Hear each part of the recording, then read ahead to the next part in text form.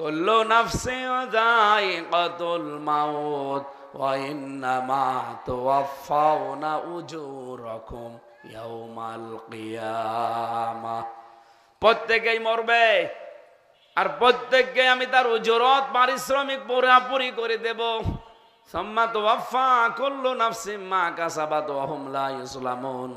সবাই যখন মারা যাবে, যে যা করেছে তার ওই পারিশ্রমিক, ওর সেই প্রতিফল নেওয়ার জন্য আমি আল্লাহর কাছে ওরে আশা লাগবে।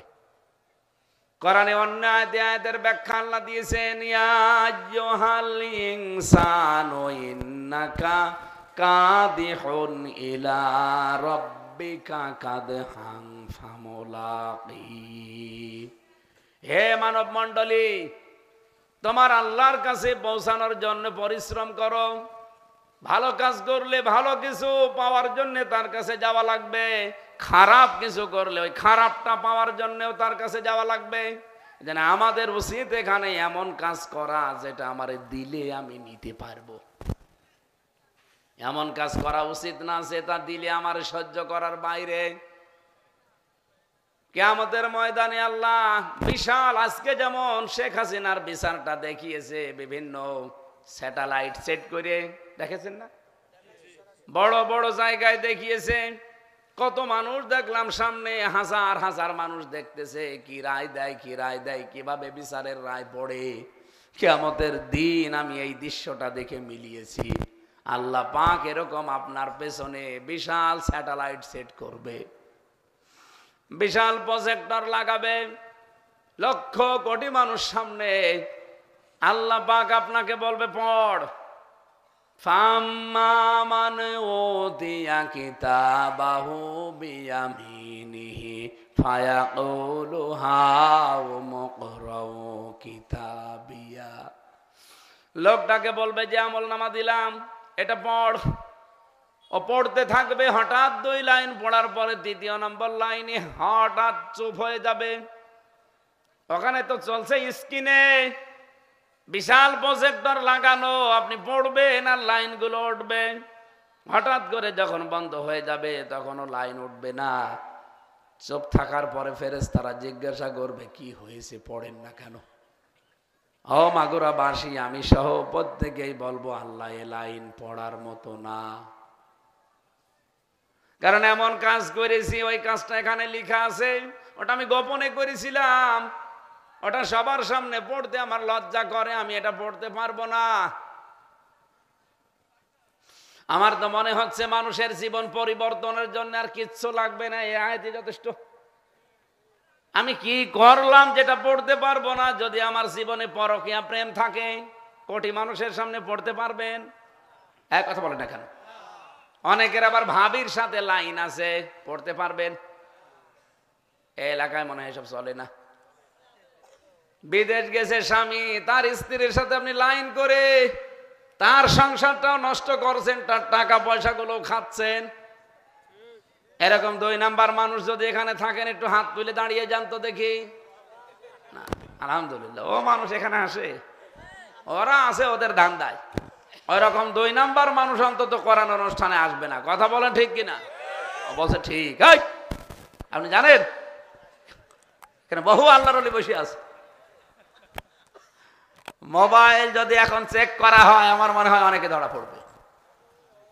আমি হঠাৎ করে একজনের মোবাইল নিব নাকি? না, এত মানুষের সামনে অপমান করার দরকার নেই। কিন্তু আপনি অপমান হবেন, আমিও অপমান হব। কিয়ামতের দিন এরকম স্ক্রিনে লেখা উঠবে ভাই। এজন্য এই মুহূর্তে যদি কেউ করেও থাকেন, বন্ধ করে তওবা করে ফিরে আসেন, কিয়ামতে যেন অপমান হতে না হয়। আপনি কি হেলা খেলা মনে করছেন এটা? এই জন্য আল্লাহ শব্দই দিয়েছেন আত্তাকু, ভয় করো ওই দিন যেদিন ফিরে আসা লাগবে আমি আল্লাহর কাছে, আর পারিশ্রমিক একেবারে পুরাপুরি করে দেব। ফামান সুহসিহানিন নার ওয়া উদখিলাল জান্নাতা ফাকাদ ফাজ আমাল হায়াতুদ দুনিয়া ইল্লা মাতাউল গুরুর। এদিকে তাকান।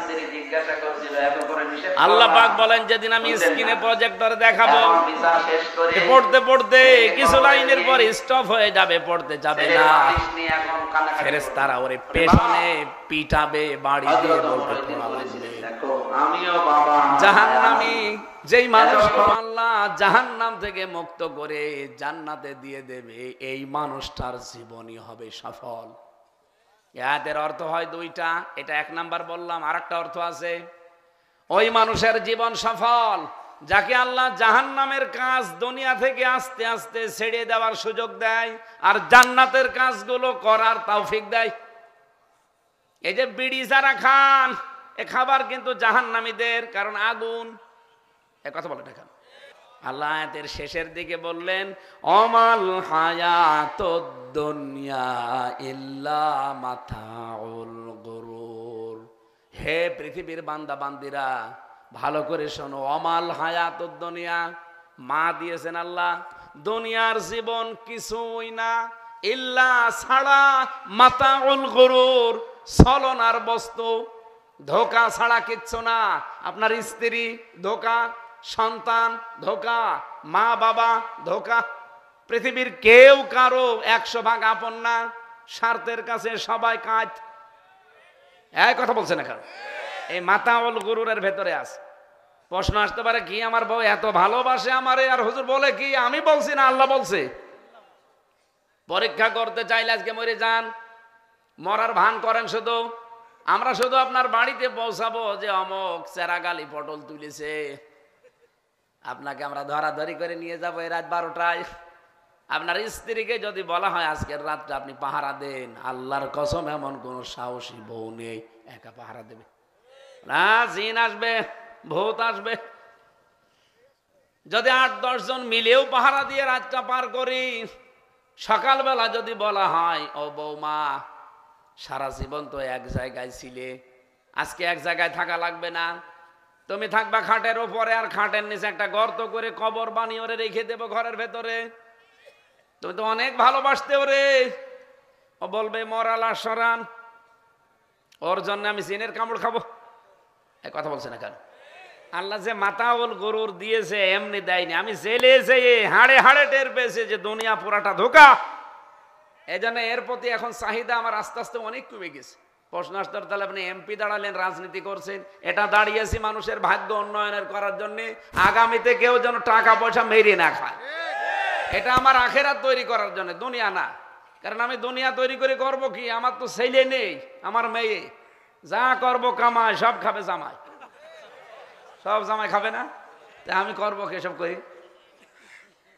এই জন্য এখন ওটার প্রতি এখন আর চাহিদাও নেই, যা করেছি ওইটাই মরণ পর্যন্ত খেয়ে দেয়, আরো জামাইদের জন্য রেখে যাওয়া যাবে। পুরা দুনিয়াটা আল্লাহর ভাষায় ধোঁকা, প্রতারণা, ছলনা। এত বড় মহব্বতের স্ত্রী মাত্র একদিন আপনাকে পাহারা দিল না, খাটের নিচে কবর বানিয়ে দেবেন, তাও তারা রাজি না। আমার মনে হয় সর্বোচ্চ কান্নাকাটি করলে খুব বেশি হলো 1 মাস। 1 মাসের ভেতরে দেখবেন স্বাভাবিক হয়ে গেছে। আবার ওর বাবা আর মা এসে আপনার বাবা মার কাছে বলবে, বিয়াই এতদিন তো হয়ে গেল, আপনার ছেলে তো মরেই গেছে, হামজা, মেয়েটা আমরা নিয়ে যাই অন্য জায়গায় বিয়ে দেই, তারও তো যৌবন আছে। ঠিক আছে নিয়ে যান।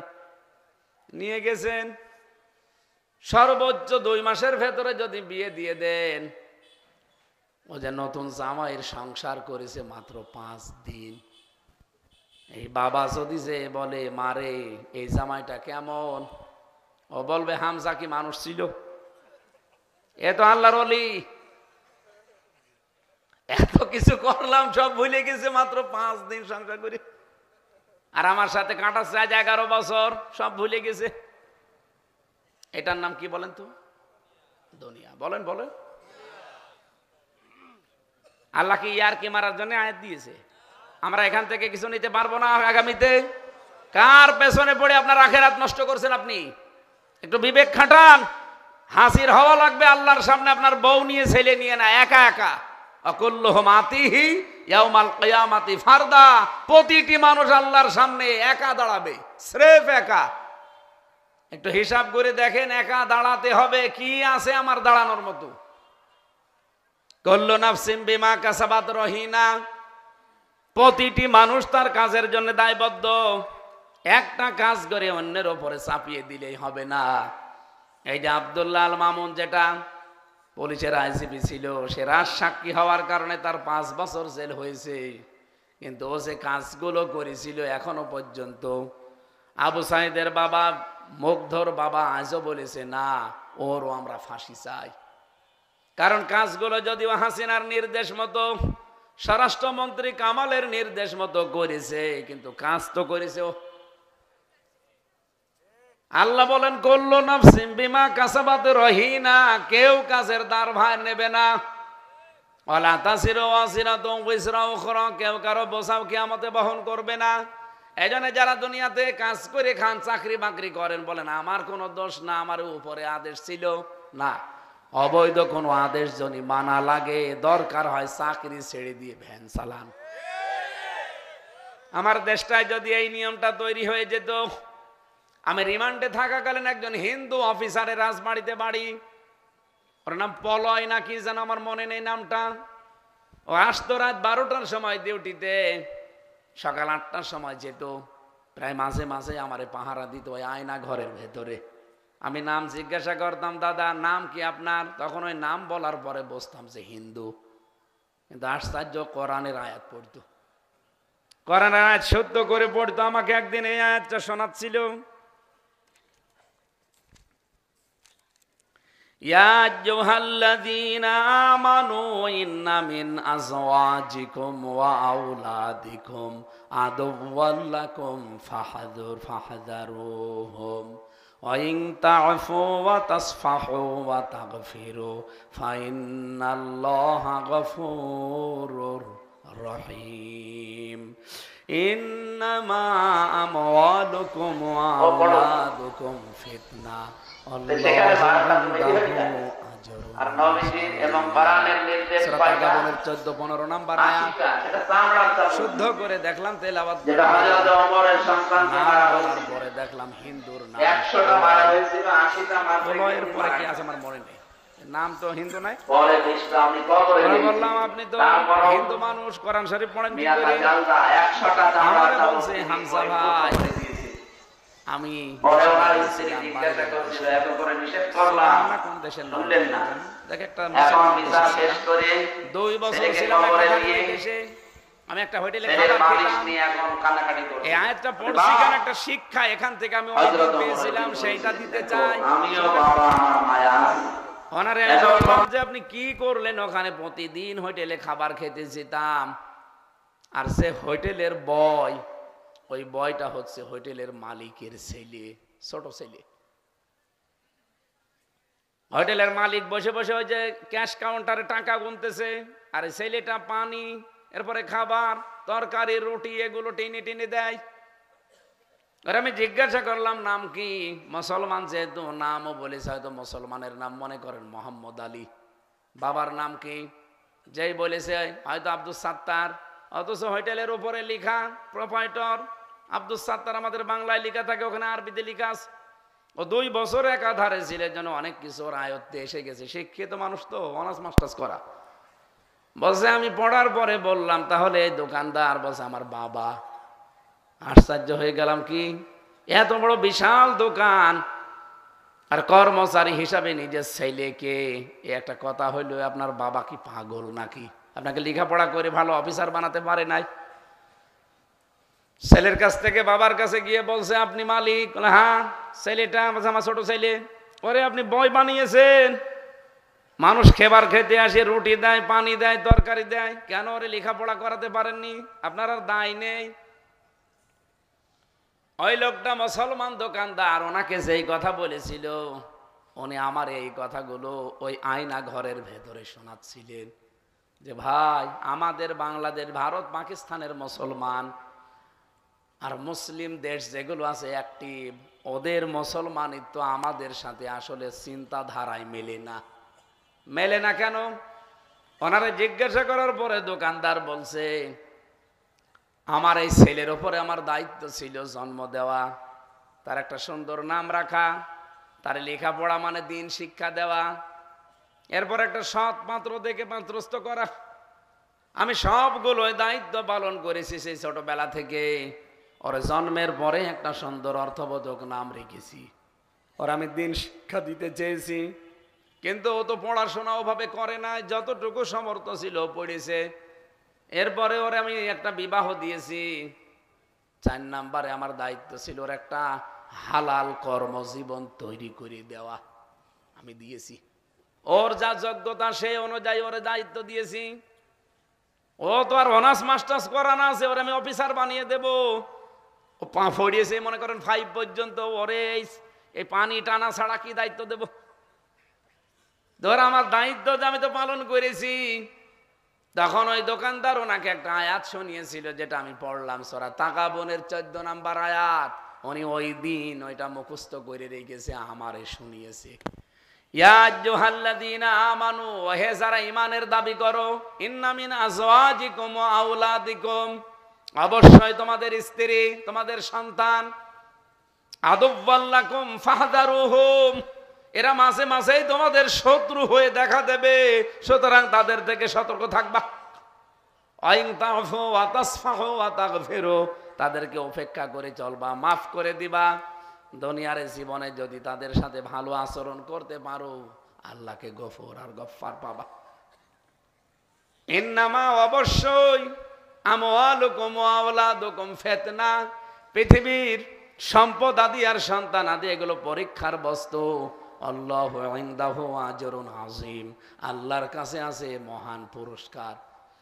হিন্দু বেটার কাছে কথা শোনার পরে ওই দিনই আমি, যেহেতু ওখানে কোরআন শরীফ ছাড়া কিছু পাওয়া যায় না, যখন আমরা জেলে দিয়ে দিল, আমি জেলখানায় যারা দায়িত্বে আছে কারারক্ষী বলেছিলাম যে ভাই তাফসিরের ব্যবস্থা করে দেন। আমি একটা আয়াত পড়েছি অনেক দিনে, আয়াতের বাস্তবতা বুঝতে চাই। তাফহিমুল কোরআন, ফি জিলালিল কোরআন, মারিফুল কোরআন, এই 3টা পেয়েছিলাম। এইগুলো যখন নিয়ে এসেছে পোড়াটা মিলিয়ে দেখলাম ও হিন্দু যা বুঝেছিল আসলে 100 ভাগ সঠিক। বলেন তো ওই দেশের মুসলমান যা যা মনে করেছে তার সন্তানকে, আমরা কিন্তু এটা মনে করি না। আমরা মনে করি আমার ছেলেকে ও 5 পাস, তাই কি ওরে অফিসারের চেয়ারে বসানো লাগবে, ও দুর্নীতি করে করুক, যা করে করুক। কেন? ওর যা যোগ্যতা সেই জায়গায় আপনি বসিয়ে দেন, এটা আপনার দায়িত্ব শেষ। কারণ ও যে যোগ্যতা না নিয়ে ওই জায়গায় বসে যত অযোগ্য কাজ করবে, ওর পার্সেন্টেজ আপনিও পাবেন।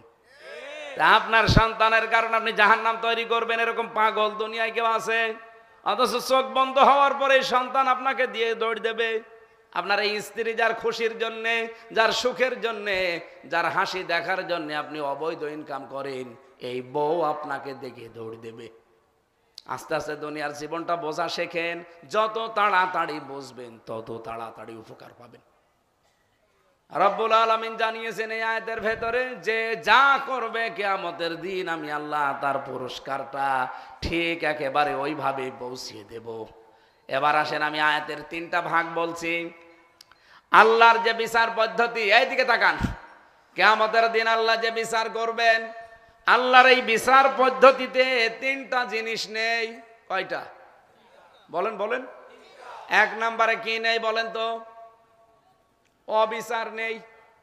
আল্লাহর বিচারে বলা লাগবে, বলা লাগবে, আল্লাহর বিচারে। আরো জোরে বলেন। রব্বুল আলামিন বলেন এই আয়াতের ভেতরে, এখানে পেয়েছি সুম্মা তুওয়াফা কুল্লু নাফসিম মা কাসাবাত, প্রত্যেকেই মারা যাবে আর তাকে আমি আল্লাহ সে যা উপার্জন করেছে তাকে দিয়ে দেব। ওয়াহুম লা ইউসলামুন, কিন্তু জুলুম করব না, কারো প্রতি কোনো অবিচার করা। তাহলে এক কথায় আল্লাহর বিচারে কোনো অবিচার।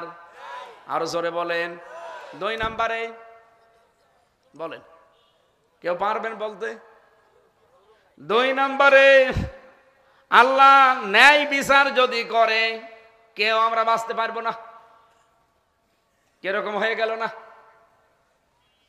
আল্লাহর বিচারে অবিচার নেই, আমরা সবাই মেনে নিয়েছি। 2 নম্বরে উনি ন্যায় বিচারও যদি করে কেউ বাঁচবেন না, জান্নাতও পাবেন না। তাহলে কি করা লাগবে? 3 নাম্বার একটা বিষয় আছে, তার বিচারে আল্লাহ পাক যদি বিচার ব্যবস্থায় বসে মাফ করে দেয়, তাছাড়া বাঁচার মতো কোনো কায়দা নেই। এজন্য কিয়ামতের দিন আল্লাহ রাব্বুল আলামিন চাই বান্দাকে মাফ করতে চাইবেন, যেহেতু তার বিচারে অবিচার নেই। ন্যায় বিচার করলেও জান্নাত পাবেন না, কারণ এক গ্লাস পানির জবাবই তো দিতে পারবেন না। 3 নাম্বার যেটা, আল্লাহ যদি চায় যে আমি এই নাইমকে মাফ করে দেব, কিয়ামতের দিন ওরে আল্লাহ আলাদাভাবে একটা পর্দা দিয়ে ঢেকে নেবে। আল্লাহ নিজের সামনে ওকে দাঁড় করিয়ে পর্দা দিয়ে ঘেরা আছে, কোটি কোটি মানুষ বাইরে, কেউ দেখতে পাচ্ছে না। ওই ভিডিও ক্লিপ, প্রজেক্টর, স্ক্রিন সব বন্ধ। ওরে আল্লাহ নিজের সামনে দাঁড় করিয়ে আস্তে করে জিজ্ঞাসা করবে, এই কাজগুলো করেছিলি? অত জানবে যে আমার আল্লাহ সবই জানে, আলিম বিজাতি সদর, মনের খবরও জানে। সবগুলো স্বীকার করে মাথা নিচু করে বলবে, আল্লাহ আমারে মাফ করে দেন। ওর কাকতি মিনতির দিকে তাকিয়ে, চোখের পানির দিকে তাকিয়ে আল্লাহ পাক বলেন, যা আস্তে করে মাফ করে দিলাম, কাউকে বলবি না, জান্নাতে চলে যা।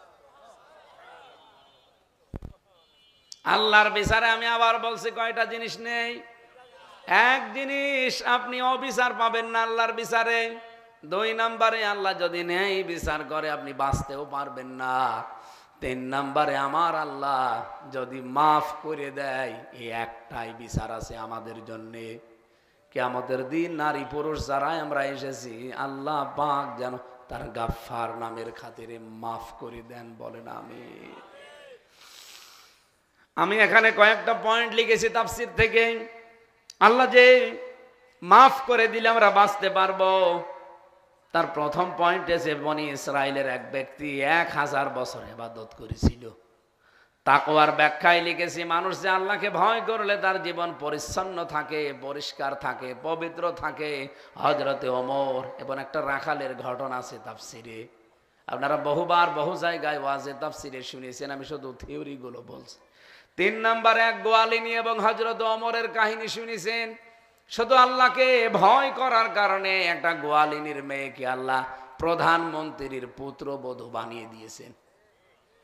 আপনিও জীবনে ভয় করার নীতি অবলম্বন করেন, এমন এমন জায়গা থেকে আপনার বিপদ আপদ কেটে যাবে, আপনার ধারণাও ছিল না।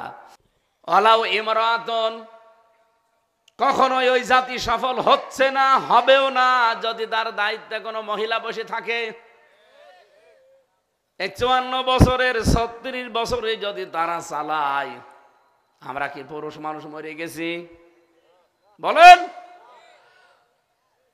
নবীর এই হাদিসটা আমরা মানার দরকার এখন না, আরো 10 বছর পরে দরকার। এই কথা বলেন না কেন? এবারে হাদিস মানা যাবে না ইনশাআল্লাহ।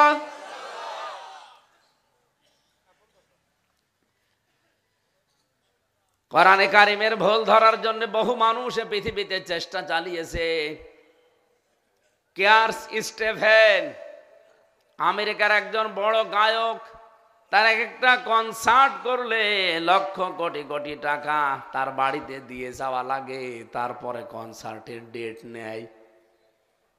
কোরআনে কারিমের একটা আয়াত শোনার পরে এই লোকটা মুসলমান হয়ে গেছে, নাম পরিবর্তন করে দিয়েছে ইউসুফ ইসলাম। এখন বিশ্বের বিভিন্ন দেশে খ্রিস্টান যারা, তাদের কাছে কোরআনের বাণী ওই কণ্ঠ দিয়েই প্রচার করে যেই কণ্ঠ দিয়ে গান বলতো। প্রতিদিন এমন সময় নেই, ওর জীবনী পড়ে দেখলাম যত টাকা এক এক রাতে খরচ হয়, ওই টাকাগুলো দিয়ে বাংলাদেশের একটা জেলা চালানো যাবে, এত টাকা খরচ করে। আমেরিকা বাংলাদেশের চাইতে প্রায় 59 ডবল। 59টা বাংলাদেশ জোড়া দিলে যত বড় হয়, আমেরিকা একাই অত বড়। এ বিশাল দেশের ভেতরে নাম করা না, তামাম পৃথিবী তাকে চেনে। আপনি হয়তো চেনেন না, কারণ আপনি ওই জগতের মানুষ না। কেয়ার্স স্টিভেন, 2 দিকে সব সময় উলঙ্গ অর্ধ উলঙ্গ মেয়ে লোক থাকে আমোদ ফুর্তি করার জন্যে। কণ্ঠটা আপনি ইন্টারনেটে সার্চ দিয়ে দেখবেন, তার কণ্ঠের ভেতরে একটা আলাদা জাদু আছে। একবার লিফট দিয়ে উঠছিল 75 তলা বিল্ডিং এ, হঠাৎ করে কানের ভেতরে একটা আওয়াজ ভেসে এসেছে, এই যে আয়াতটা পড়লাম এইটা, মা কানা মুহাম্মাদুন আবা আহাদি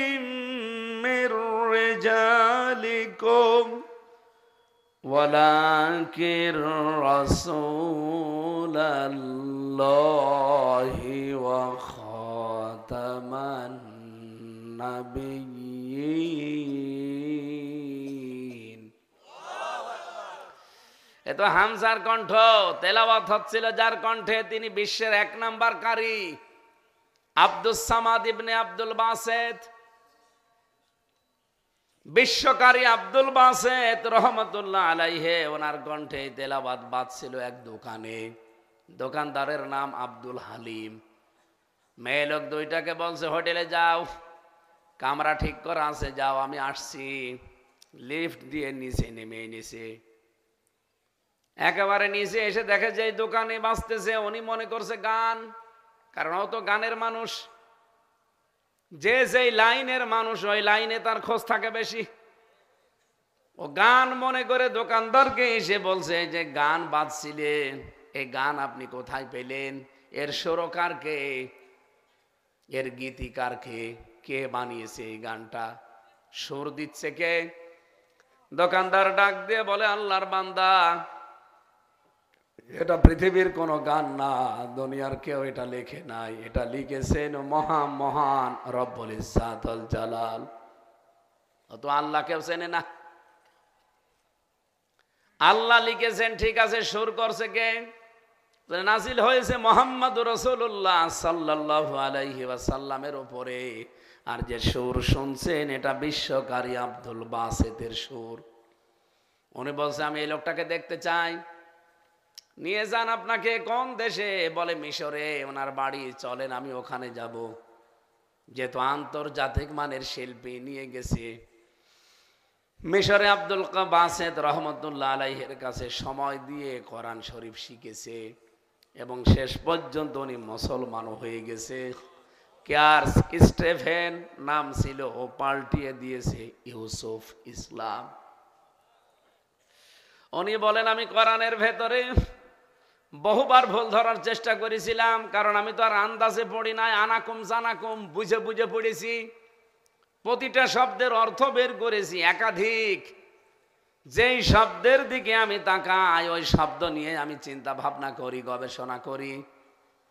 কিন্তু আমার আশ্চর্যের বিষয়, আমার মনে হয় যে ভুল ধরা পড়েছে, তার একটু পরে দেখলেই মনে হয় ওর জবাব আল্লাহ আরো ১৫০০ বছর আগেই দিয়ে দিয়েছে। কত মানুষ চেষ্টা চালিয়েছে ভুল ধরার, বিশ্ববিদ্যালয়গুলোতে এখনো চেষ্টা চালাচ্ছে খ্রিস্টান, ইহুদি, বৌদ্ধরা। আজ পর্যন্ত পারে নাই, কিয়ামত পর্যন্ত পারবে। বলেন বলেন। দেখেছেন আমি একটা শব্দ বললাম, মির রিজালিকুম না দিয়ে আল্লাহ যদি দিতেন মিন সিবিয়ানিকুম, এই জায়গায় তারা ভুল ধরতো। ওরা এইটাও মানে কাদিয়ানীরা যে ঠিক আছে উনি পুরুষের, প্রাপ্ত বয়স্ক পুরুষের পিতা ছিলেন না, ছোট ছোট পুরুষের পিতা ছিলেন, মানলাম। ওয়ালাকির রাসূল আল্লাহ, উনি আল্লাহর রসুল ছিলেন, তাও মানি। কিন্তু খাতামান নাবিয়্যিন এটা আমরা মানি না, বিশ্বাসও করি না। কোরআনে কারিমের মাত্র কয়টা শব্দ?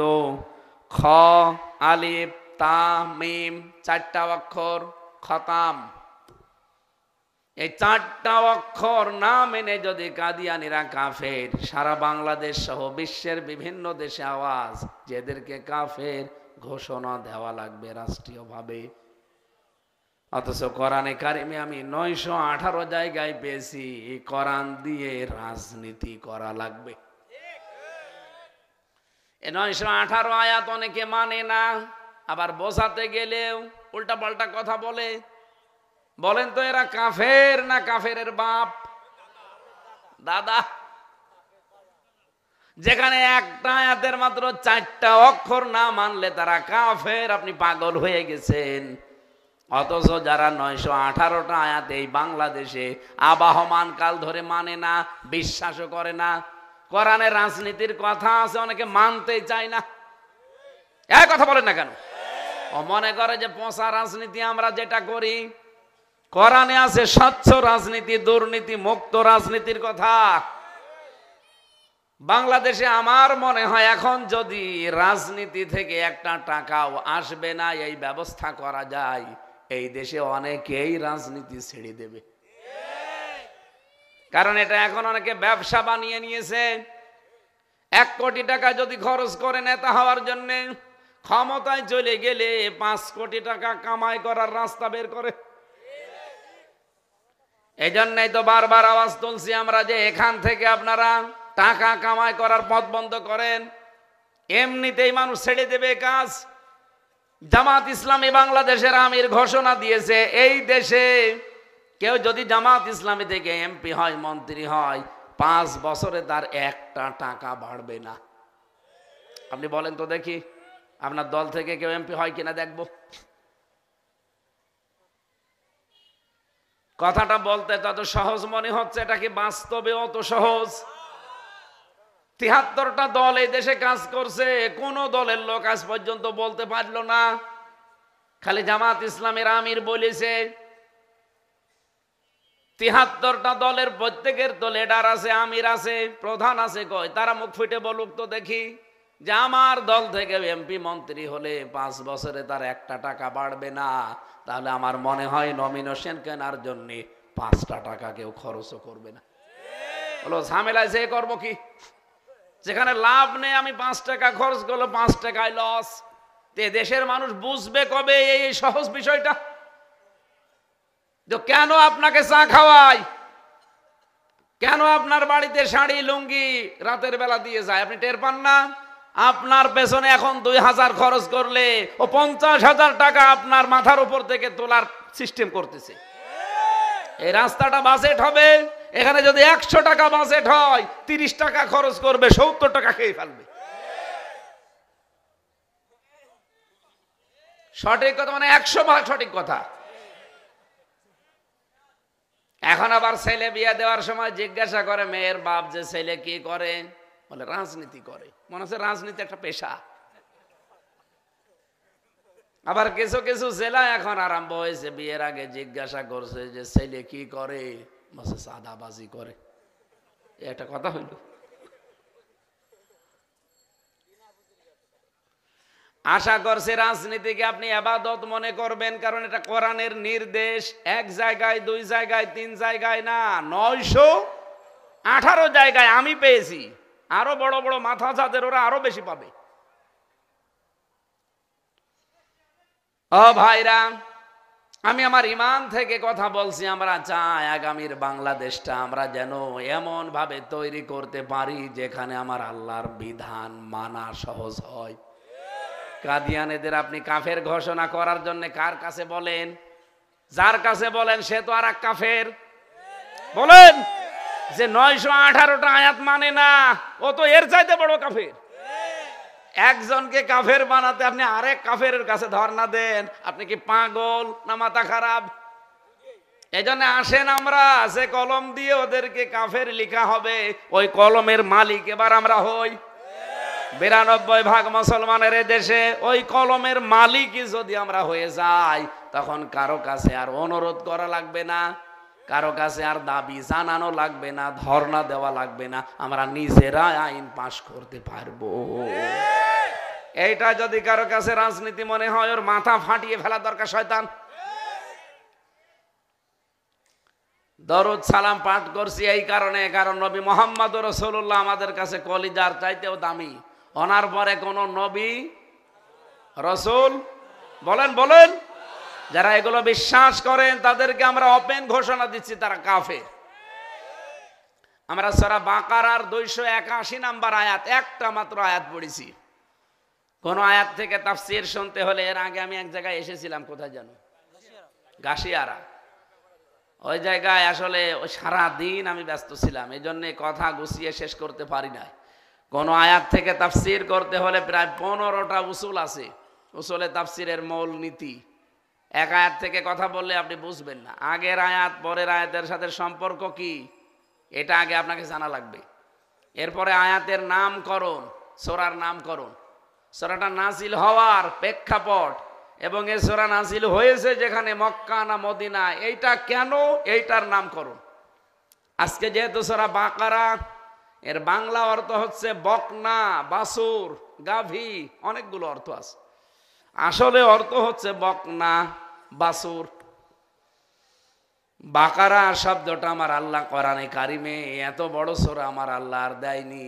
40টা রুকু আছে, 286টা আয়াত আছে, একটা মাত্র আয়াত পড়েছি। এর নামকরণ করেছেন আল্লাহ নিজে, কারণ এই সূরার ভেতরে 67 নাম্বার আয়াতে আপনি পাবেন, সেখানে মুসা আলাইহিস সালামের একটা ঘটনা আছে। এই ঘটনা আমি বলতে চাচ্ছি না, শুধু সামারাইজ শিক্ষাটা বলতে চাই। এই বসেন বসেন, আমি শুধু বাকারা সূরার নামকরণের যে শিক্ষা এইটা দিতে চাচ্ছি। আল্লাহ রাব্বুল আলামিন বলেন, ওয়াইদ ক্বালা মূসা লিকওমিহি ইন্নাল্লাহা ইয়া'মুরুকুম আন তাযবাহু বাকারা। স্মরণ করো ওই সময়ের কথা যখন মূসা আলাইহিস সালাম তার জাতিকে বললেন, অবশ্যই আল্লাহ তোমাদেরকে নির্দেশ দিচ্ছেন একটা বাকারা, একটা বকনা বাছুর জবাই করার। সবাই মিলে এসে মুসা নবীর কাছে বলছে, ক্বালু আতাত্তাখিযুনা হুজুয়া, আমাদের সাথে কি হাসি ঠাট্টা করছেন? আল্লাহ গরু জবাই করতে বলবে, বকনা বাছুর কোন কারণে? প্রশ্ন আসতে পারে, কেন? এই ঘটনা আপনি এর আগেও হয়তো শুনতে পারেন যে ওই জামানায় একটা মানুষকে হত্যা করে একজনের বাড়ির সামনে রেখে গিয়েছিল। বাড়ির সামনে রেখে যাওয়ার পরে ওদের সাথে ওই গোষ্ঠী, এই গোষ্ঠী, গোষ্ঠী বলে তো নাকি বংশ, এই দুই বংশের গন্ডগোল অনেক আগ থেকে। এরা ওদেরকে ফাঁসিয়ে দেওয়ার জন্য নিজের যারা বিরোধী আছে তাদের বাড়ির সামনে এই লাশটাকে রেখে চলে এসেছে রাতের বেলা। সকালবেলা তারা দোষ দিচ্ছে ওদের, ওরা বলছে না আমরা এই বিষয়ে জানি না কিছু। কাজটা করেছিল আসলে এই যে মারা গেছে তার ভাইয়ের ছেলে, যে মারা গেছে তার একটা মেয়ে ছিল, সম্পদ ছিল অনেক। এ ভাইয়ের যে ছেলে, সে সম্পদগুলো নিজেরা অনেকে তারটা নষ্ট করেছে। এখন চাচার মেয়েকে বিয়ে করার মাধ্যমে চাচার সম্পদের মালিক হবে, এরকম ধান্দা এখনো অনেকে আছে। শেষ পর্যন্ত চাচা রাজি না, চাচা যেহেতু রাজি না, চাচাকে সরিয়ে দেয়। এখন সরিয়ে দিলে তো হচ্ছে না, দোষ আবার চলে আসতে পারে আমার উপরে। এ কারণে ঘুরিয়ে এই বংশের সাথে যার অন্য বংশের বিরোধ আছে, চাচাকে নিজে হত্যা করার পরে ওই বংশের বাড়ির সামনে রেখে এসেছে যেন দোষটা ওদের উপরে যায়। আর চাচা তো বোনের সাথে এদিক ওদিক করে মিলমিশ করে যে পক্ষে আছি তোমার বাবার হত্যার বিচার করব, এই বলে তার সিম্পিতি নিয়ে তাকে বিয়ে করে তার সম্পদের মালিক হয়ে যায়।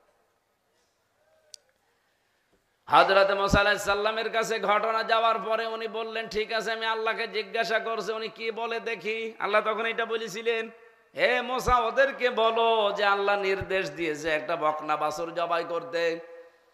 এখানে আমার একটা প্রশ্ন আছে, নবীরা এখন নেই, নবীর উত্তরাধিকারী যারা নায়েবে রাসূল, হাক্কানি, রাব্বানি, আলেম যারা, এরা যদি কোনো বিষয়ে ফায়সালা দেয়, আপনি বারবার পেছাবেন না, খালি ঘুরিয়ে পেঁচিয়ে কথা জিজ্ঞাসা করবেন না।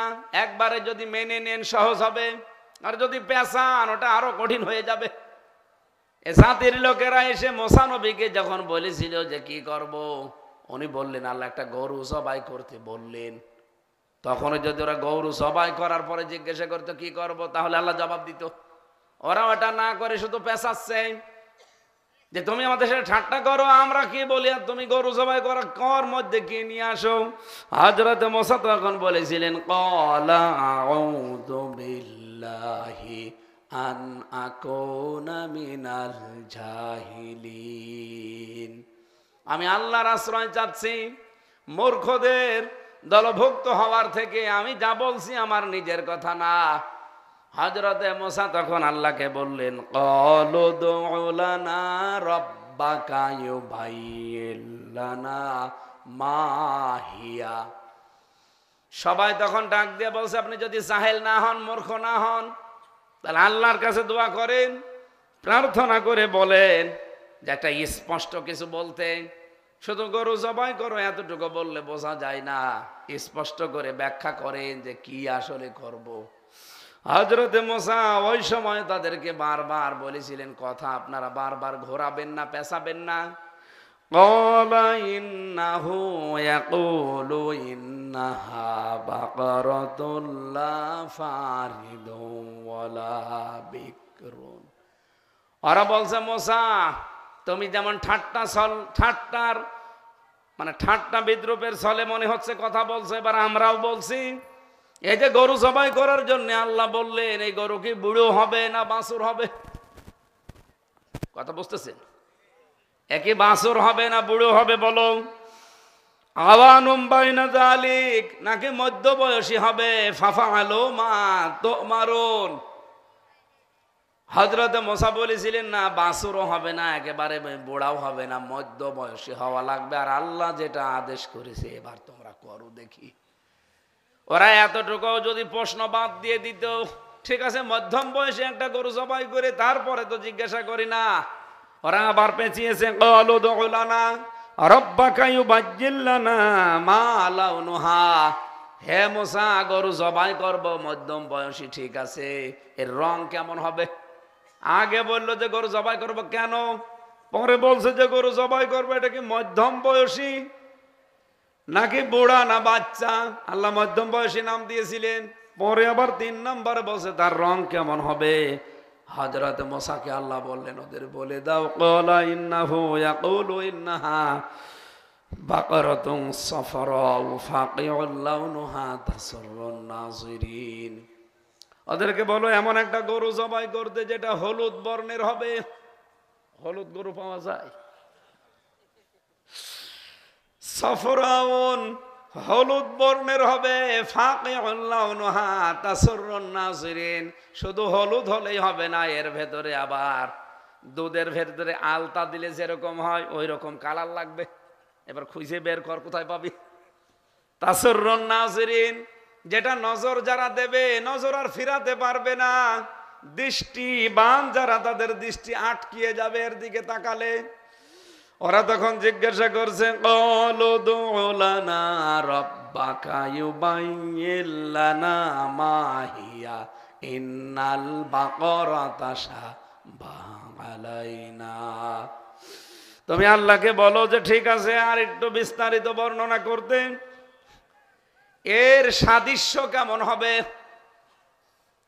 আমরা বুঝলাম এর রং এমন হবে, মধ্যম বয়সী হবে, দেখলে চোখ ফেরানো যাবে না, কিন্তু এর সাদৃশ্য তো একটা দেখাবা যে এর মতো, একটা কিছু দেখাও যে এইরকম আমরা তার মতো নিয়ে আসতে পারি। তাশাবাহা আলাইনা, আমাদের কাছে তুমি আরেকটু বিস্তারিত বলো। ওয়াইন্না ইনশাআল্লাহু লামুহতাদুন, আশা করছি আমরা এবার পথ পাবো, এরকম গরু আমরা খুঁজে পাবো। তাফসীরের ভেতরে এসেছে তারা পেয়েছিল। হযরত মুসা এবার আল্লাহকে বললেন, রব্বুল আলামিন এরা তো গরু ঠিক পেয়ে যাচ্ছে, পেয়ে যাবে আমার মনে হয়, তো এখন আমি কি করব? ওরা আবার প্রশ্ন করছে, গরু পেয়েছি, কিন্তু এই গরু কি হাল চাষ করা গরু না বসে খাওয়া গরু? একটা কথা বলল, এত পেঁচানো তোদের দরকার কি? ক্বালা ইন্নাহু ইয়াকুলু ইন্নাহা বাকারাতুন লা যালুলুন তুসিরুল আরদা ওয়া লা তাসকিল হারস।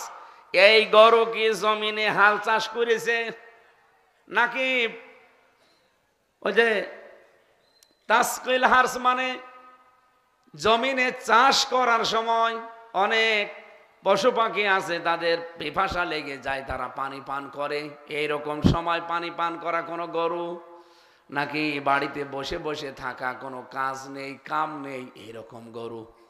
হযরতে মুসা বললেন, মুসাল্লামাতুল্লাহ শিয়াতা ফিহা ক্বালুল আনা জিতা বিল হক ফাযাবাহুহা ওয়া মা কাদু ইয়াফআলুন।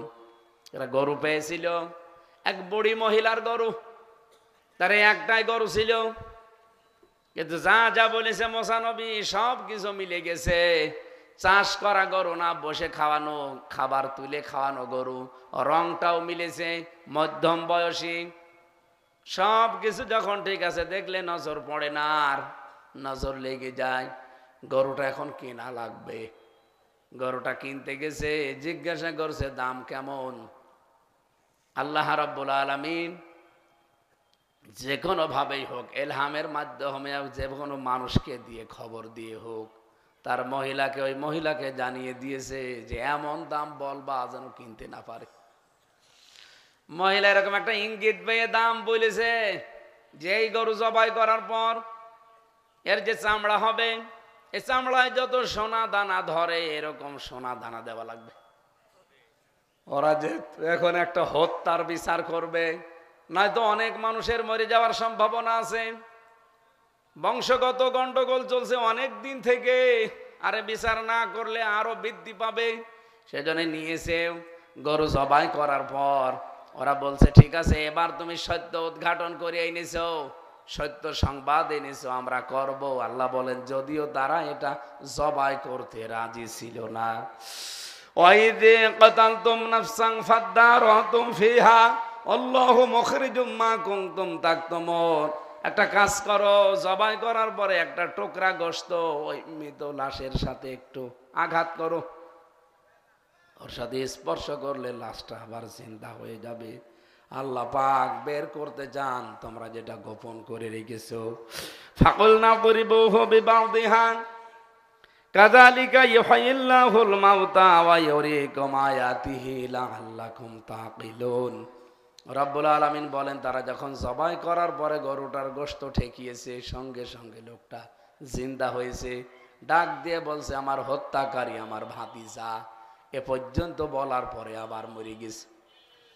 আল্লাহ যে স্পষ্ট করে দিলেন একটা কেমন, এখানে মানুষের কল্পনাও করা সম্ভব না যে মরা মৃত লাশ একটা গরুর গোশত স্পর্শ করালে সে আবার জিন্দা হয়ে সত্য উদ্ঘাটন করতে পারে।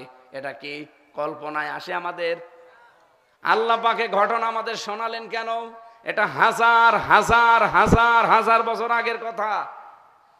এতদিন পরে আমাদেরকে কিয়ামত পর্যন্ত মানুষ যারা আসবে তারা শুনবে, এখান থেকে শিক্ষা নেবে। শিক্ষাটা কি আমি এইটা বলার জন্য 8-10 মিনিট কাটালাম। এদিকে তাকান, আপনি যদি সত্যিই কোনো নিরপরাধ মানুষের ওপরে দোষ চাপিয়ে নিজেকে সাধু সাজান, নিজেকে ভালো মনে করেন, নিজেকে ধরতে না দেন, সত্য কোনো দিন আল্লাহ চাপা রাখে না। দিন একদিন হবে, আসবে, আল্লাহ ওই সত্যকে যে কোনো ভাবে প্রকাশ করবে। আমি কথা বোঝাতে পেরেছি, আমি ইঙ্গিত দিলাম না। কিয়ামত পর্যন্ত আয়াত থাকবে কোরআনে।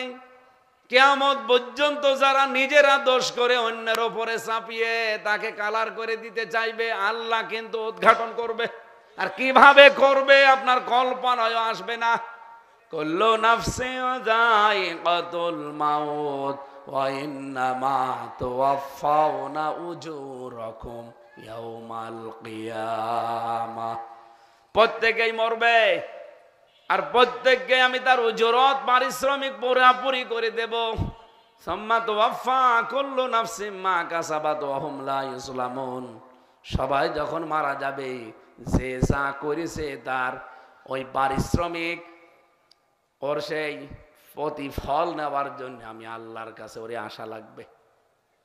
কোরআনে অন্য আয়াতের ব্যাখ্যা আল্লাহ দিয়েছেন, ইয়া আইয়ুহাল ইনসানু ইন্নাকা কাদিহুন ইলা রাব্বিকা কাদহান ফামুলাকি। হে মানব মণ্ডলী, তোমার আল্লাহর কাছে পৌঁছানোর জন্য পরিশ্রম করো। ভালো কাজ করলে ভালো কিছু পাওয়ার জন্য তার কাছে যাওয়া লাগবে, খারাপ কিছু করলে ওই খারাপটা পাওয়ার জন্যও তার কাছে যাওয়া লাগবে। যেন আমাদের উচিত এখানে এমন কাজ করা যেটা আমার দিলে আমি নিতে পারবো। এমন কাজ করা উচিত না যেটা দিলে আমার সহ্য করার বাইরে। কিয়ামতের ময়দানে আল্লাহ বিশাল, আজকে যেমন শেখ হাসিনার বিচারটা দেখিয়েছে বিভিন্ন স্যাটেলাইট সেট করে, দেখেছেন না? বড় বড় জায়গায় দেখিয়েছে।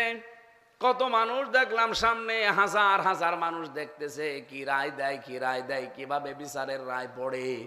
কিয়ামতের দিন আমি এই দৃশ্যটা দেখে মিলিয়েছি। আল্লাহ পাক এরকম আপনার পেছনে বিশাল স্যাটেলাইট সেট করবে, বিশাল প্রজেক্টর লাগাবে, লক্ষ কোটি মানুষ সামনে। আল্লাহ পাক আপনাকে বলবে পড়, ফাম্মা মান উতিয়া কিতাবাহু বিয়ামিনিহি ফায়াকুলু হাউমু ইকরাউ কিতাবিয়া। লোকটাকে বলবে যে আমলনামা দিলাম, এটা পড়।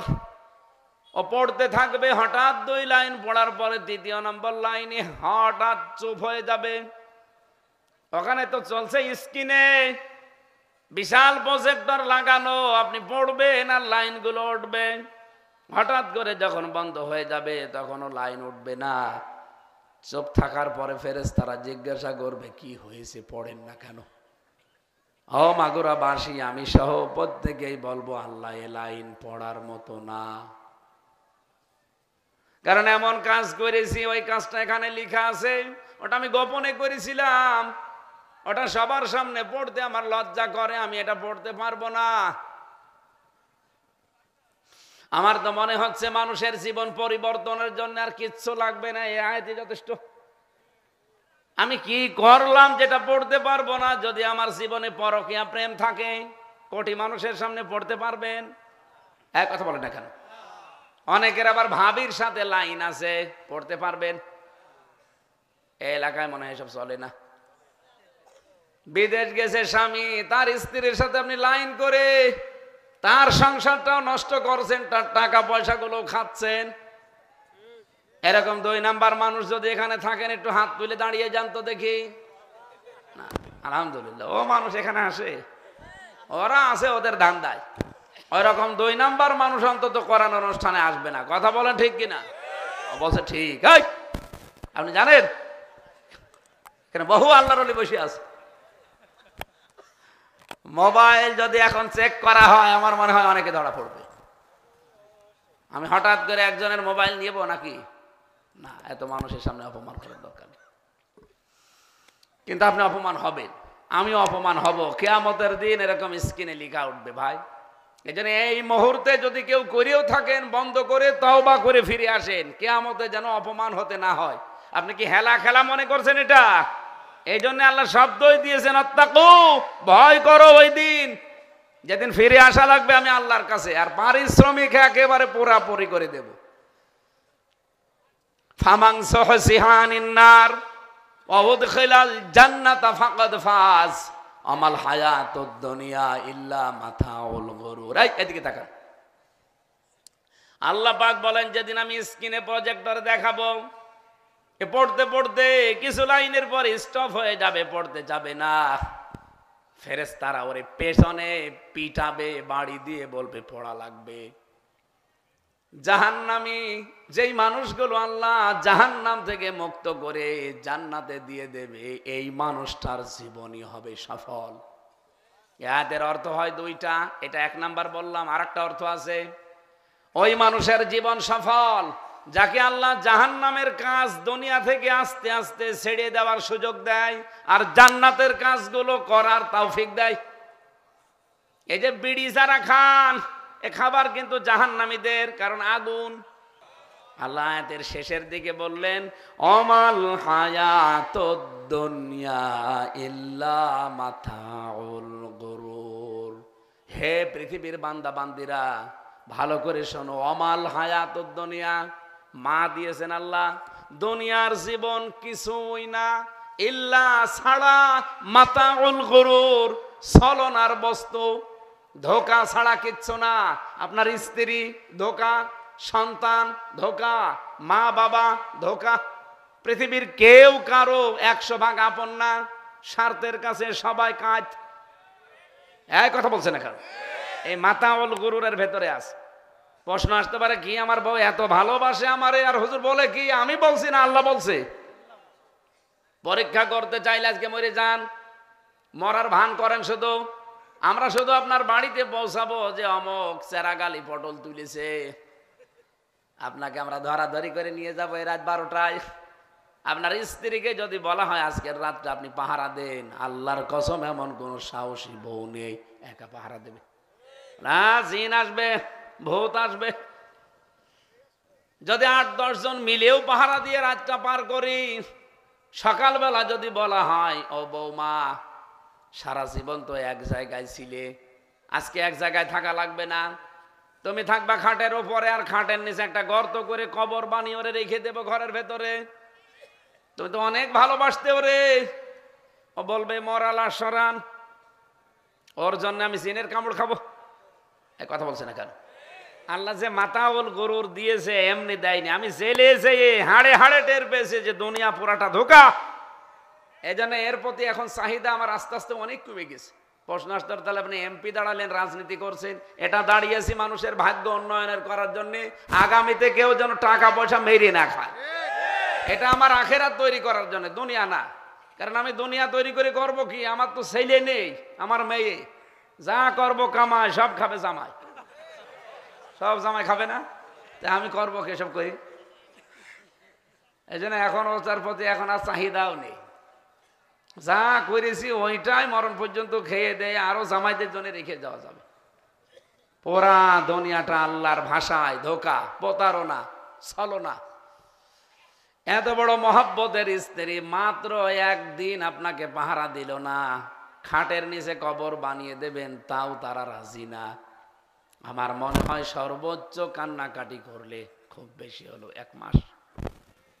1 মাসের ভেতরে দেখবেন স্বাভাবিক হয়ে গেছে। আবার ওর বাবা আর মা এসে আপনার বাবা মার কাছে বলবে, বিয়াই এতদিন তো হয়ে গেল, আপনার ছেলে তো মরেই গেছে, হামজা, মেয়েটা আমরা নিয়ে যাই, অন্য জায়গায় বিয়ে দেই, তারও তো যৌবন আছে। ঠিক আছে, নিয়ে যান। নিয়ে গেছেন। সর্বোচ্চ 2 মাসের ভেতরে যদি বিয়ে দিয়ে দেন, ও যে নতুন জামাইয়ের সংসার করেছে মাত্র 5 দিন। এই বাবা যদি যে বলে, মারে এই জামাইটা কেমন, ও বলবে, হামজা কি মানুষ ছিল? এ তো আল্লাহর ওলি, এত কিছু করলাম সব ভুলে গেছে মাত্র 5 দিন সংসার করে। আর আমার সাথে কাটাচ্ছে আজ 11 বছর, সব ভুলে গেছে। এটার নাম কি বলেন তো? দুনিয়া। বলেন বলেন। আল্লাহ কি ইয়ার কি মারার জন্য আয়াত দিয়েছে? আমরা এখান থেকে কিছু নিতে পারবো না আগামীতে? কার পেছনে পড়ে আপনার আখেরাত নষ্ট করছেন আপনি? একটু বিবেক খাটান। হাসির হওয়া লাগবে আল্লাহর সামনে, আপনার বউ নিয়ে ছেলে নিয়ে না, একা একা। আকুল্লুহুম আতিহি ইয়াউমাল কিয়ামাতি ফারদা। প্রতিটি মানুষ আল্লাহর সামনে একা দাঁড়াবে, স্রেফ একা। একটু হিসাব করে দেখেন, একা দাঁড়াতে হবে, কি আছে আমার দাঁড়ানোর মতো? কুল্লু নাফসিন বিমা কাসাবাত রহিনা। প্রতিটি মানুষ তার কাজের জন্য দায়বদ্ধ। একটা কাজ করে অন্যের ওপরে চাপিয়ে দিলেই হবে না। এই যে আব্দুল্লাহ আল মামুন, যেটা পুলিশের আইজিপি ছিল, সে রাজ সাক্ষী হওয়ার কারণে তার 5 বছর জেল হয়েছে। কিন্তু ও যে কাজগুলো করেছিল এখনো পর্যন্ত, আবু সাইদের বাবা, মুগ্ধর বাবা আজও বলেছে, না, ওরও আমরা ফাঁসি চাই। কারণ কাজগুলো যদিও হাসিনার নির্দেশ মতো, স্বরাষ্ট্রমন্ত্রী কামালের নির্দেশ মতো করেছে, কিন্তু কাজ তো করেছে ও। আল্লাহ বলেন, কুল্লু নাফসিন বিমা কাসাবাত রহিনা। কেউ কাজের দায়ভার নেবে না। ওয়ালা তাসিরু ওয়াসিরাতুন উযরা উখরা। কেউ কারো বোঝাও কিয়ামতে বহন করবে না। এইজন্য যারা দুনিয়াতে কাজ করে খান, চাকরি বাকরি করেন, বলেন আমার কোনো দোষ না, আমার উপরে আদেশ ছিল না। অবৈধ কোনো আদেশ যদি মানা লাগে, দরকার হয় চাকরি ছেড়ে দিয়ে ভ্যান চালান। আমার দেশটায় যদি এই নিয়মটা তৈরি হয়ে যেত। আমি রিমান্ডে থাকাকালীন একজন হিন্দু অফিসারের রাজবাড়িতে বাড়ি, ওর নাম পলয় না কি যেন, আমার মনে নেই নামটা। ও আসতো রাত 12টার সময় ডিউটিতে, সকাল 8টার সময় যেত। প্রায় মাঝে মাঝে আমারে পাহারা দিত ওই আয়না ঘরের ভেতরে। আমি নাম জিজ্ঞাসা করতাম, দাদা নাম কি আপনার? তখন ওই নাম বলার পরে বুঝতাম যে হিন্দু। কিন্তু আশ্চর্য, কোরআনের আয়াত পড়তো, কোরআনের আয়াত সত্য করে পড়তো। আমাকে একদিন এই আয়াতটা শোনাচ্ছিল। ইয়া আইয়ুহাল্লাযীনা আমানু ইন্না মিন আযওয়াজিকুম ওয়া আওলাদিকুম আদুওয়াল লাকুম ফাহযারুহুম ওয়া ইন তা'ফু ওয়া তাসফাহু ওয়া তাগফিরু ফাইন্নাল্লাহা গফুরুর রহিম। ইন্নামা আমওয়ালুকুম ওয়া আওলাদুকুম ফিতনা আল্লাহু ইনদাহু আজরুন আযীম। সূরা তাগাবনের 14-15 নম্বর আয়াত শুদ্ধ করে দেখলাম, তেলাওয়াত করলো। নাম বলার পরে দেখলাম হিন্দুর নাম প্রলয়। প্রলয়ের পরে কি আছে আমার মনে নেই, নাম তো হিন্দু নাই। ওরা বললাম আপনি তো হিন্দু মানুষ, কোরআন শরীফ পড়েন কি করে? আমারে বলছে হামজা ভাই, আমি মিশনে গিয়েছিলাম বাইরের দেশে, সুদান না কোন দেশের নাম বললো জানো, দেখ একটা মুসলমান দেশে ছিলাম, 2 বছর ছিলাম একাধারে ওই দেশে। আমি একটা হোটেলে খাবার খেতাম। এই আয়াতটা পড়ছি কেন, একটা শিক্ষা এখান থেকে আমি ওই দিন পেয়েছিলাম, সেইটা দিতে চাই, শুনবেন না? ওনারে আমি বললাম যে আপনি কি করলেন ওখানে? প্রতিদিন হোটেলে খাবার খেতে যেতাম, আর সে হোটেলের বয়, ওই বয়টা হচ্ছে হোটেলের মালিকের ছেলে, ছোট ছেলে। হোটেলের মালিক বসে বসে ওই যে ক্যাশ কাউন্টারে টাকা গুনতেছে, আর ছেলেটা পানি, এরপরে খাবার, তরকারি, রুটি এগুলো টেনে টেনে দেয়। আর আমি জিজ্ঞাসা করলাম নাম কি? মুসলমান যেহেতু নামও বলেছে, হয়তো মুসলমানের নাম মনে করেন মোহাম্মদ আলী। বাবার নাম কি? যেই বলেছে হয়তো আব্দুল সাত্তার, অথচ হোটেলের উপরে লেখা প্রোপাইটর আব্দুল সাত্তার, আমাদের বাংলায় লেখা থাকে, ওখানে আরবিতে লেখা আছে। ও 2 বছর একাধারে ছিলেন, যেন অনেক কিছু ওর আয়ত্তে এসে গেছে। শিক্ষিত মানুষ তো, অনার্স মাস্টার্স করা। বলছে আমি পড়ার পরে বললাম তাহলে এই দোকানদার, বলছে আমার বাবা। আশ্চর্য হয়ে গেলাম, কি এত বড় বিশাল দোকান, আর কর্মচারী হিসাবে নিজের ছেলেকে, একটা কথা হইল, আপনার বাবা কি পাগল নাকি? আপনাকে লেখাপড়া করে ভালো অফিসার বানাতে পারে নাই? ছেলের কাছ থেকে বাবার কাছে গিয়ে বলছে আপনি মালিক? হ্যাঁ। ছেলেটা আমার ছোট ছেলে। ওরে আপনি বই বানিয়েছেন, মানুষ খেবার খেতে আসে, রুটি দেয়, পানি দেয়, তরকারি দেয়, কেন ওরে লেখাপড়া করাতে পারেননি? আপনার আর দায় নেই? ওই লোকটা মুসলমান দোকানদার, ওনাকে যেই কথা বলেছিল, উনি আমার এই কথাগুলো ওই আয়না ঘরের ভেতরে শোনাচ্ছিলেন, যে ভাই আমাদের বাংলাদেশ, ভারত, পাকিস্তানের মুসলমান আর মুসলিম দেশ যেগুলো আছে অ্যাক্টিভ, ওদের মুসলমানিত্ব আমাদের সাথে আসলে চিন্তাধারায় মেলে না। মেলে না কেন? ওনারা জিজ্ঞাসা করার পরে দোকানদার বলছে আমার এই ছেলের ওপরে আমার দায়িত্ব ছিল জন্ম দেওয়া, তার একটা সুন্দর নাম রাখা, তার লেখাপড়া মানে দিন শিক্ষা দেওয়া, এরপর একটা সৎ পাত্র দেখে পাত্রস্থ করা। আমি সবগুলো দায়িত্ব পালন করেছি সেই ছোটবেলা থেকে। ওর জন্মের পরে একটা সুন্দর অর্থবোধক নাম রেখেছি, ওর আমি দিন শিক্ষা দিতে চেয়েছি, কিন্তু ও তো পড়াশোনা ওভাবে করে না, যতটুকু সমর্থ ছিল পড়েছে। এরপরে ওরে আমি একটা বিবাহ দিয়েছি। 4 নম্বরে আমার দায়িত্ব ছিল ওর একটা হালাল কর্মজীবন তৈরি করে দেওয়া, আমি দিয়েছি।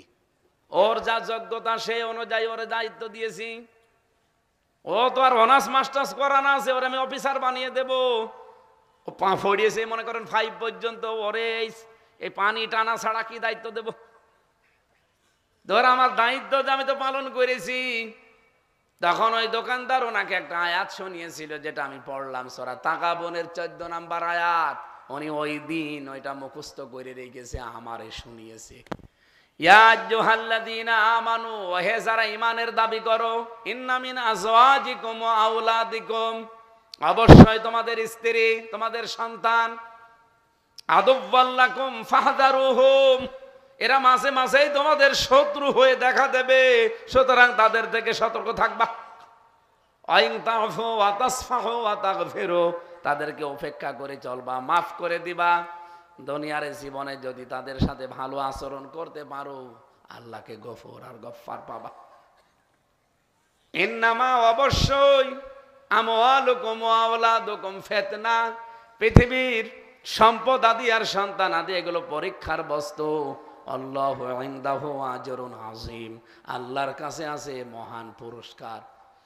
হিন্দু বেটার কাছে কথা শোনার পরে ওই দিনই আমি, যেহেতু ওখানে কোরআন শরীফ ছাড়া কিছু পাওয়া যায় না, যখন আমার জেলে দিয়ে দিল, আমি জেলখানায় যারা দায়িত্বে আছে কারারক্ষী বলেছিলাম যে ভাই তাফসিরের ব্যবস্থা করে দেন। আমি একটা আয়াত পড়েছি অনেক দিনে, আয়াতের বাস্তবতা বুঝতে চাই। তাফহিমুল কোরআন, ফি জিলালিল কোরআন, মারিফুল কোরআন, এই 3টা পেয়েছিলাম। এইগুলো যখন নিয়ে এসেছে পোড়াটা মিলিয়ে দেখলাম ও হিন্দু যা বুঝেছিল আসলে 100 ভাগ সঠিক। বলেন তো ওই দেশের মুসলমান যা যা মনে করেছে তার সন্তানকে, আমরা কিন্তু এটা মনে করি না। আমরা মনে করি আমার ছেলেকে ও 5 পাস, তাই কি ওরে অফিসারের চেয়ারে বসানো লাগবে, ও দুর্নীতি করে করুক, যা করে করুক। কেন? ওর যা যোগ্যতা সেই জায়গায় আপনি বসিয়ে দেন, এটা আপনার দায়িত্ব শেষ। কারণ ও যে যোগ্যতা না নিয়ে ওই জায়গায় বসে যত অযোগ্য কাজ করবে ওর পার্সেন্টেজ আপনিও পাবেন। আপনার সন্তানের কারণে আপনি জাহান্নাম তৈরি করবেন, এরকম পাগল দুনিয়ায় কেউ আছে? অথচ চোখ বন্ধ হওয়ার পরে সন্তান আপনাকে দিয়ে দৌড় দেবে। আপনার এই স্ত্রী যার খুশির জন্যে, যার সুখের জন্যে, যার হাসি দেখার জন্যে আপনি অবৈধ ইনকাম করেন, এই বউ আপনাকে দেখে দৌড় দেবে। আস্তে আস্তে দুনিয়ার জীবনটা বোঝা শেখেন, যত তাড়াতাড়ি বুঝবেন তত তাড়াতাড়ি উপকার পাবেন। রব্বুল আলামিন জানিয়েছেন এই আয়াতের ভেতরে যে যা করবে কিয়ামতের দিন আমি আল্লাহ তার পুরস্কারটা ঠিক একেবারে ওইভাবে পৌঁছিয়ে দেব। এবার আসেন আমি আয়াতের 3টা ভাগ বলছি। আল্লাহর যে বিচার পদ্ধতি, এইদিকে তাকান। কিয়ামতের দিন আল্লাহ যে বিচার করবেন, আল্লাহর এই বিচার পদ্ধতিতে 3টা জিনিস নেই। কয়টা? বলেন বলেন। 1 নম্বরে কি নেই বলেন তো? অবিচার নেই। আল্লাহর বিচারে বলা লাগবে আল্লাহর বিচারে। আরো জোরে বলেন। রব্বুল আলামিন বলেন এই আয়াতের ভেতরে, এখানে পেয়েছি সুম্মা তুওয়াফা কুল্লু নাফসিম মা কাসাবাত, প্রত্যেকেই মারা যাবে আর তাকে আমি আল্লাহ সে যা উপার্জন করেছে তাকে দিয়ে দেব। ওয়াহুম লা ইউসলামুন, কিন্তু জুলুম করব না, কারো প্রতি কোনো অবিচার করা। তাহলে এক কথায় আল্লাহর বিচারে কোনো অবিচার। আরো জোরে বলেন। 2 নম্বরে বলেন, কেউ পারবেন বলতে? 2 নম্বরে আল্লাহ ন্যায় বিচার যদি করে কেউ আমরা বাঁচতে পারবো না। কিরকম হয়ে গেল না? আল্লাহর বিচারে অবিচার নেই, আমরা সবাই মেনে নিয়েছি। 2 নম্বরে উনি ন্যায় বিচারও যদি করে কেউ বাঁচবেন না, জান্নাতও পাবেন না। তাহলে কি করা লাগবে? 3 নাম্বার একটা বিষয় আছে, তার বিচারে আল্লাহ পাক যদি বিচার ব্যবস্থায় বসে মাফ করে দেয়, তাছাড়া বাঁচার মতো কোনো কায়দা নেই। এই জন্য কিয়ামতের দিন আল্লাহ রাব্বুল আলামিন যেই বান্দাকে মাফ করতে চাইবেন, যেহেতু তার বিচারে অবিচার নেই, ন্যায় বিচার করলেও জান্নাত পাবেন না, কারণ 1 গ্লাস পানির জবাবই তো দিতে পারবেন না। 3 নাম্বার যেটা, আল্লাহ যদি চায় যে আমি এই নাইমকে মাফ করে দেব, কিয়ামতের দিন ওরে আল্লাহ আলাদাভাবে একটা পর্দা দিয়ে ঢেকে নেবে। আল্লাহ নিজের সামনে ওকে দাঁড় করিয়ে পর্দা দিয়ে ঘেরা আছে, কোটি কোটি মানুষ বাইরে, কেউ দেখতে পাচ্ছে না। ওই ভিডিও ক্লিপ, প্রজেক্টর, স্ক্রিন সব বন্ধ। ওরে আল্লাহ নিজের সামনে দাঁড় করিয়ে আস্তে করে জিজ্ঞাসা করবে এই কাজগুলো করেছিলি। অত জানবে যে আমার আল্লাহ সবই জানে, আলিম বিজাতি সদর, মনের খবরও জানে। সবগুলো স্বীকার করে মাথা নিচু করে বলবে আল্লাহ আমারে মাফ করে দেন। ওর কাকতি মিনতির দিকে তাকিয়ে, চোখের পানির দিকে তাকিয়ে আল্লাহ পাক বলেন যা, আস্তে করে মাফ করে দিলাম, কাউকে বলবি না, জান্নাতে চলে যা। আল্লাহর বিচারে আমি আবার বলছি কয়টা জিনিস নেই। 1 জিনিস, আপনি অবিচার পাবেন না আল্লাহর বিচারে। 2 নম্বরে আল্লাহ যদি ন্যায় বিচার করে আপনি বাঁচতেও পারবেন না। 3 নম্বরে আমার আল্লাহ যদি মাফ করে দেয়, এই একটাই বিচার আছে আমাদের জন্যে। কিয়ামতের দিন নারী পুরুষ যারাই আমরা এসেছি, আল্লাহ পাক যেন তার গাফফার নামের খাতিরে মাফ করে দেন। বলেন আমি এখানে কয়েকটা পয়েন্ট লিখেছি তাফসীর থেকে। আল্লাহ যে মাফ করে দিলে আমরা বাঁচতে পারবো, তার প্রথম পয়েন্ট এসে বনি ইসরায়েলের এক ব্যক্তি 1000 বছর ইবাদত করেছিল। তাকওয়ার ব্যাখ্যায় লিখেছি মানুষ যে আল্লাহকে ভয় করলে তার জীবন পরিচ্ছন্ন থাকে, পরিষ্কার থাকে, পবিত্র থাকে। হযরতে ওমর এবং একটা রাখালের ঘটনা আছে তাফসীরে। আপনারা বহুবার বহু জায়গায় ওয়াজে তাফসিরে শুনেছেন, আমি শুধু থিওরিগুলো বলছি। 3 নম্বরে এক গোয়ালিনী এবং হযরত ওমরের কাহিনী শুনেছেন। শুধু আল্লাহকে ভয় করার কারণে একটা গোয়ালিনীর মেয়েকে আল্লাহ প্রধানমন্ত্রীর পুত্রবধূ বানিয়ে দিয়েছেন। আপনিও জীবনে ভয় করার নীতি অবলম্বন করেন, এমন এমন জায়গা থেকে আপনার বিপদ আপদ কেটে যাবে, আপনার ধারণাও ছিল না।